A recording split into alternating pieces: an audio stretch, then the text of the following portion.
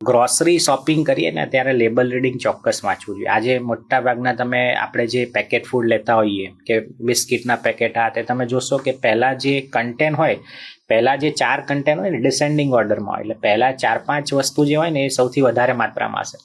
તમે જોશો તો એમાં ઈધર રિફાઇન્ડ ફ્લોર હશે, કાં તો સુગર હશે, કાં તો વેજીટેબલ પામ ઓઇલ હોય, બરોબર, અથવા પ્રિઝર્વેટિવ હશે. એટલે કહેવાય ને જેટલું લાંબુ લિસ્ટ હોય ઇન્ગ્રેડિયન્ટ્સનું એટલી લાંબી દવાનું લિસ્ટ હોય.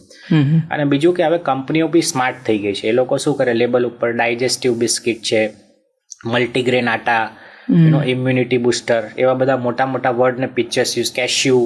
પણ ખરેખર એમાં જોવા જાવ તો કાજુનું પ્રમાણ કે મલ્ટીગ્રેન આટાનું પ્રમાણ બહુ ઓછું હોય, પણ લેબલ મોટું લગાવી દીધું. અચ્છા. એટલે આ વસ્તુ બહુ આપણે ધ્યાન રાખવું જોઈએ, એમાં ફસાવું ના જોઈએ. સુગરની જગ્યાએ હવે એ લોકો માલ્ટ્રોઝ, ડેક્ટ્રોઝ, સુક્રાલોઝ એવા વર્ડ યુઝ કરે છે, જે નોર્મલ વ્યક્તિને ખબર ના હોય કે ભાઈ આ તો કંઈક બીજી વસ્તુ લાગે છે, પણ ખરેખર એ સુગર જ છે.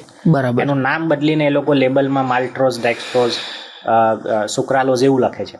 અચ્છા. તો પછી એ આપણે ધ્યાન રાખવું જોઈએ. બરાબર છે. પેકેટ ફૂડ જ્યારે બી આપણે પરચેસ કરીએ, ગ્રોસરી કોઈ પણ વસ્તુ લેતા પહેલા પાછળનું ઇન્ગ્રેડિયન્ટ લિસ્ટ ચેક કરો.